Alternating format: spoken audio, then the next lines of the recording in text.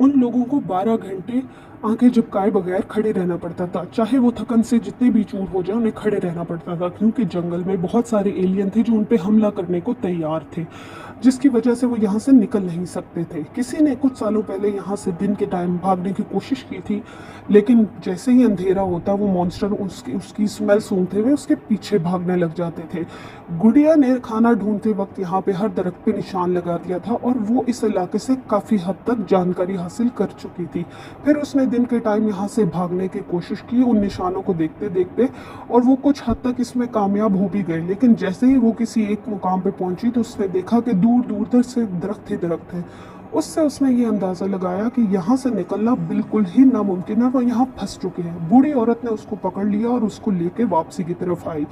गुड़िया ने इस चीज़ से अपना अहद कर लिया था कि वो अब यहाँ के नियमों को ही पालन करेगी और यहाँ से नहीं जाएगी। लेकिन फिर उसे ख्याल आया कि उसने कभी मॉन्स्टर्स को देखा नहीं और हो सकता है कि बूढ़ी औरत की मनगढ़ंत कहानी हो। उसने भोलू को कहा कि तुम मुझे उस कुएं तक लेके जाओ जहाँ पे मॉन्स्टर है, और फिर रस्सी की मदद से भोलू ने गुड़िया को नीचे उतारा।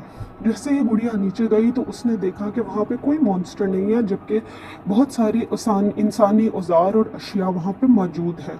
उसने उसकी रस्सी की मदद से उसको ऊपर पहुँचाया, तभी उसको एक आवाज़ सुनाई दी। उसने मुड़ के देखा तो एक हाथ उसकी तरफ बढ़ रहा था। जैसे ही हाथ रोशनी में आया तो वो जल गया। उसने भोलू को आवाज़ दी, भोलू ने रस्सी फेंकी और वो ऊपर आ गई और बहुत सारी अशिया अपने साथ ले आई। बूढ़ी अम्मा ने उसको कहा कि अब इसका अंजाम तुम्हें भुगतना होगा। तभी दरवाजे पे एक दस्तक हुई और देखा कि चंबेली का शौहर बाहर खड़ा है जो कि मर चुका है, और फिर भी वो आवाज़ें दे रहा है। बूढ़ी अम्मा ने चंबेली को रोका कि वो बाहर नहीं जा सकती, और इतनी देर में वो सब लोग दोबारा से शीशे के आगे खड़े हो गए ताकि वो उसी तरीके की अपनी रूटीन को फॉलो कर सकें जो कि वो कर रहे थे। लेकिन मॉन्स्टर बहुत ज़्यादा गुस्से में आ गए थे और जब वो फिर भी ना रुके और दरवाजे के पास खड़े होकर दरवाज़ा बजाने लग गए। उन्होंने एक मेज़ को लेके उस दरवाजे के आगे किया और एक तहखाने को ज़ोर ज़ोर से मार के तोड़ने की कोशिश करते रहे। बहुत कोशिश के बावजूद भी तहखाना ना खुला, जबकि मॉन्स्टर बाहर दरवाजे पे दरवाज़ा बजा रहे थे। आखिर वो दरवाज़ा खोलने में कामयाब हो गए और सब तहखाने के अंदर जा छुपे और दरवाज़ा उन्होंने बंद कर लिया। जैसे ही वो तहखाने में गए तो उन्होंने देखा कि वहाँ बहुत कुछ खाने पीने के लिए और बहुत सारे औजार हैं। इतनी देर में गुड़िया ने देखा कि वहाँ एक कंप्यूटर पड़ा है। उसने देखा तो वो लकीली चल रहा था। उसने देखा उसके अंदर एक डॉक्टर प्रोफेसर की वीडियो है जो कि यहाँ की सारी इन्फॉर्मेशन उनको दे रहा था, जिसने बताया कि यहाँ पे वो मॉन्स्टर्स पे रिसर्च करने के लिए आया था और एक मॉन्स्टर को उन्होंने पकड़ के यहाँ पे कैद भी कर लिया, ये जानने के लिए, उस पर रिसर्च करने के लिए।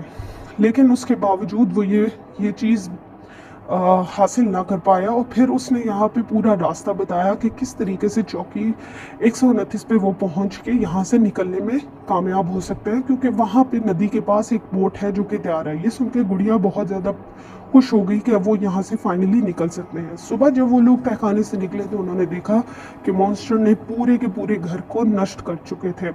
उन्होंने भागना शुरू किया और जहाँ जहाँ गुड़िया ने निशान लगाए थे उसको फॉलो करते हुए वो वहाँ से निकलने में तकरीबन कामयाब हो गए और 134 चौकी तक पहुँचे। लेकिन जैसे ही अचानक ही मौसम वहाँ पे ख़राब हो गया और साथ ही मॉन्स्टर्स बाहर निकल आए, क्योंकि मॉन्स्टर दिन में नहीं लेकिन अंधेरे में निकल सकते थे। मॉन्स्टर उनकी खुशबू सूंघते हुए उनका पीछा करने लगे, लेकिन वो लोग नदी तक पहुँचने में कामयाब हो गए। उन्हें वहाँ पे कश्ती भी मिल गई और वो कश्ती में सवार होने लगी कि अचानक चंबेली को ख्याल आया कि भोलू कहाँ है। उन्होंने देखा कि भोलू चंबेली के शोहर को घसीटता हुआ ला रहा है, जबकि वो अब इंसान नहीं था। उसने भोलू को भी मार दिया।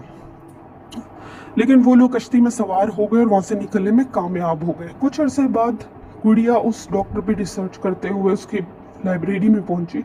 वहाँ पे उसे कुछ तस्वीरें मिली जिसमें उसने देखा कि डॉक्टर उस एक औरत के साथ है जो कि उसकी बीवी है, जिसको देखने के बाद उन्हें ख्याल आया कि डॉक्टर ने तो फिल्म में कहा था कि वो मर गई है।